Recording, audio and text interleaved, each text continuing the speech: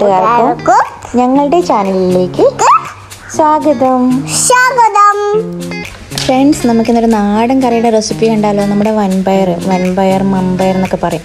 ഈ പയർ വെച്ചിട്ടാണ് ഉണ്ടാക്കുന്നത്. ഇത് നന്നായിട്ട് കഴുകിയെടുക്കണം. അതിനുശേഷം നമുക്ക് മത്തങ്ങ ഇതുപോലെ ചെറിയ പീസാക്കി കട്ട് ചെയ്തിട്ട് ഇതുകൂടി ഇതിലേക്ക് ചേർത്ത് കൊടുക്കുക.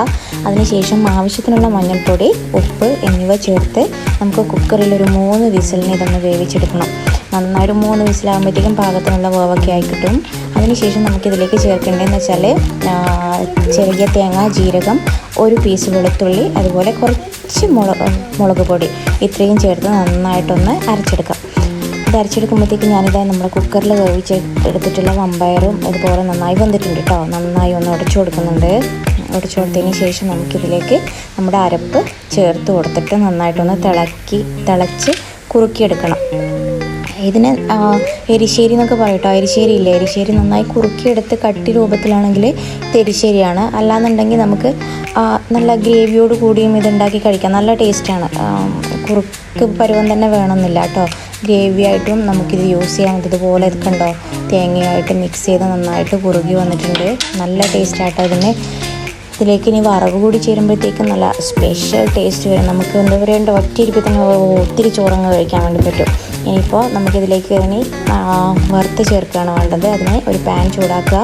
അതിലേക്ക് ആവശ്യത്തിനുള്ള വെളിച്ചെണ്ണ ഒഴിച്ചു കൊടുത്തതിന് ശേഷം കടുകിട്ട് പൊട്ടിക്കണം.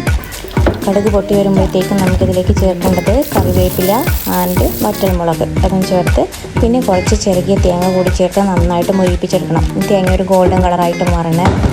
നന്നായിട്ട് ഗോൾഡൻ കളറാവുന്നവരെ നമുക്കൊന്ന് ഇളക്കി കൊടുക്കാം. ഓക്കെ.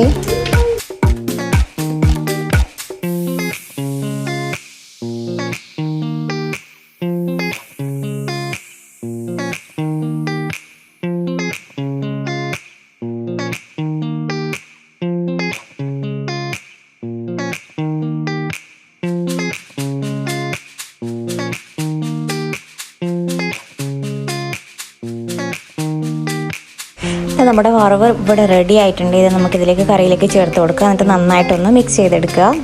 വെറുതെ പറയല്ല, കിടിലൻ ടേസ്റ്റാണ്. ചോറിൻ്റെ കൂടെ ഇതിലും ബെസ്റ്റ് കറി വേറെ ഇല്ലെന്ന് പറയാം. അടിപൊളിയാണ്. എല്ലാവരും ഇതുപോലെ ഒന്ന് ഉണ്ടാക്കി നോക്കാൻ മറക്കരുത്. Thank you for watching. By.